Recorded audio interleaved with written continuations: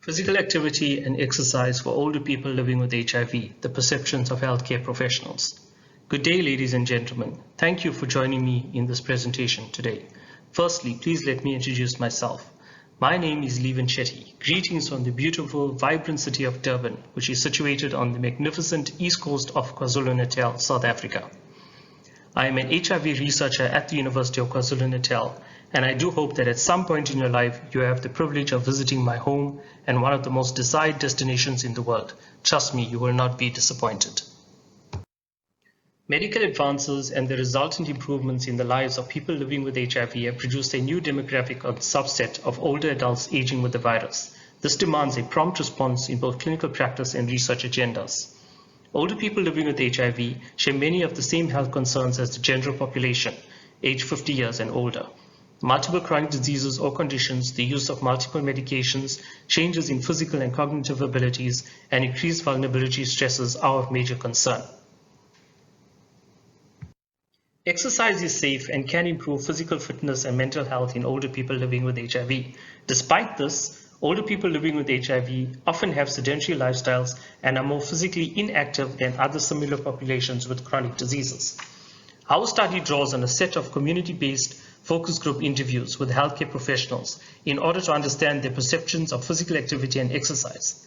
Exploring their attitudes and understanding their perceptions about physical activity and exercise for this population also helps to distinguish between the viewpoints of various healthcare professionals that offer holistic care to older people living with HIV. Our study adopted a phenomenological qualitative design using a process of in-depth focus group interviews in order to understand the perceptions of healthcare workers regarding physical activity and exercise for older people living with HIV. The authors believe that gaining an insight into the experiences and perceptions of healthcare professionals, especially those at the forefront of providing care, is a critical step in the development and implementation of physical activity approaches and exercise prescriptions for older people living with HIV. Hence, we utilized this approach, using an informal, interactive interview process in order to develop a deeper understanding of healthcare workers' experience of physical activity and exercise. Participants for the study were purposefully sampled using a maximum variation sampling technique.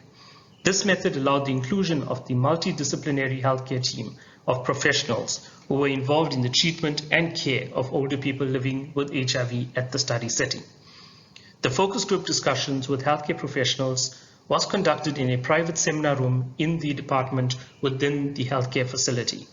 Our healthcare professionals participated in 3 focus group discussion sessions that lasted between 60 to 90 minutes each, and each group included 7 to 8 participants. The study setting was a 200-bed Level 1 district hospital, which is situated in the outer district of the eThekwini municipality in the KwaZulu-Natal province of South Africa. It serves a population of approximately 1 million people and acts as a referral hospital for 16 provincial and municipal healthcare clinics, as well as 2 community health centers. Estimates suggest that more than 250,000 people living in this catchment area are HIV positive. Data was analyzed using in vivo thematic analysis software. Responses from the participants were transcribed verbatim immediately after the focus group discussions. Transcripts were read and reread by 2 of the researchers independently to gain an understanding of the composite narrative. An inductive approach was used to analyze the data, thereby allowing the researchers to analyze the data using a bottom-up approach, ensuring that codes and themes were derived from the content of the data itself. In order to gain a clear, comprehensive view of the phenomenon, the process of method triangulation was used throughout each phase to ensure the credibility and trustworthiness of the data. Rigor was also ensured by member checking, an extensive audit trail and field notes, and the whole process was supervised by an expert in qualitative research methods. 15 healthcare professionals consisting of doctors, nurses, physiotherapists, occupational therapists, and psychologists participated in our group discussions. The multidisciplinary health professional team who participated in our study were actively involved in the day-to-day care of older people living with HIV at the facility. 3 overarching themes emerged from the discussions. Theme 1 focused on factors that influence exercise adherence among older people living with HIV from the perspective of healthcare professionals. Our healthcare professionals identified patient comorbidities and exercise, socioeconomic status, and stigma as exercise-impeding factors that influence exercise adherence in this population. The current challenge in HIV care is focused on successful prevention and treatment of comorbidities due to the negative impact of comorbidities on quality of life. Given that the risk of comorbidities is not homogeneous, even within various HIV populations, in terms of prevention and management, susceptible HIV groups such as older people would benefit more from targeted interventions such as physical activity and exercise. Natural aging should also be considered as an influencing factor. In addition, socioeconomic status and stigma are of concern and were identified in the study as inhibiting exercise and physical activity. Stigma is regarded as a significant predictor of physical activity adherence among people living with HIV, both in our study and other studies. The double influence of stigma as a result of the virus, coupled with socioeconomic status, has been reported in previous studies as having an adverse effect on physical activity in South African communities.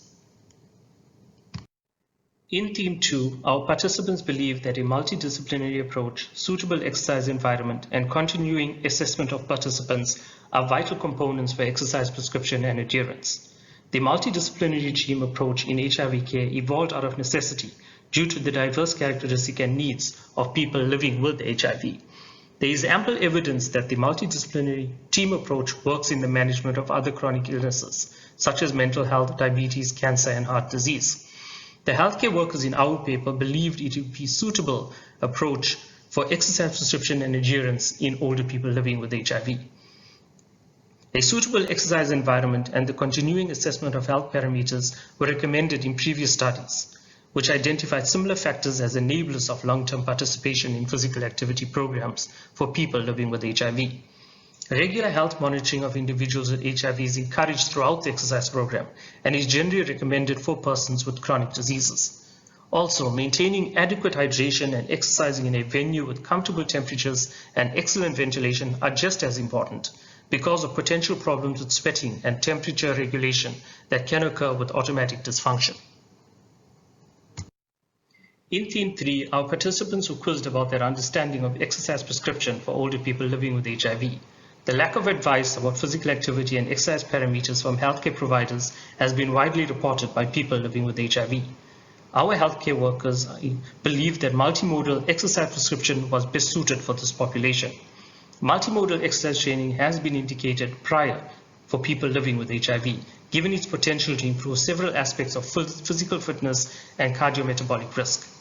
The recommended frequency and duration of exercise range from 2 to 3 times per week for between 30 minutes and an hour, with gradual incremental increases in exercise intensity most beneficial.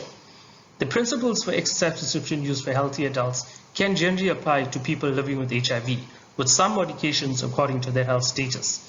Although most studies have demonstrated the beneficial effects of exercise, optimal exercise prescriptions have yet to be identified in this population. Most research studies use exercise intensities ranging from 50% to 75% of heart rate reserve without any noticeable complications, while exercise duration has typically ranged from 30 to 60 minutes per session with a frequency of at least 3 days per week. Finally, the healthcare workers in our study recommended supervised group exercise sessions. Similar findings are reported in other studies that utilize exercise intervention protocols for HIV. They support the use of supervised group exercise sessions to promote social interaction, increase motivation, and encourage greater endurance levels. In conclusion, this is the first study, to our knowledge, that seeks to explore the perceptions of healthcare professionals regarding physical activity and exercise for older people living with HIV. Physical activity and exercise strategies tailored to older people living with HIV are essential in the current era of holistic HIV care. This study highlights the importance of the multidisciplinary healthcare team who are at the forefront of care. Continuing assessment of older people living with HIV and a suitably conducive environment need to be taken into consideration when developing and implementing a suitable program for exercise and physical activity. Challenges such as stigma associated with HIV cannot be overlooked. and associated comorbidities related to aging need to be addressed when structuring an intervention program that is sustainable, especially in resource-strained communities. I thank you all for this platform to present my research and wish you well, and I do hope that you will visit our beautiful shores of South Africa soon. Thank you.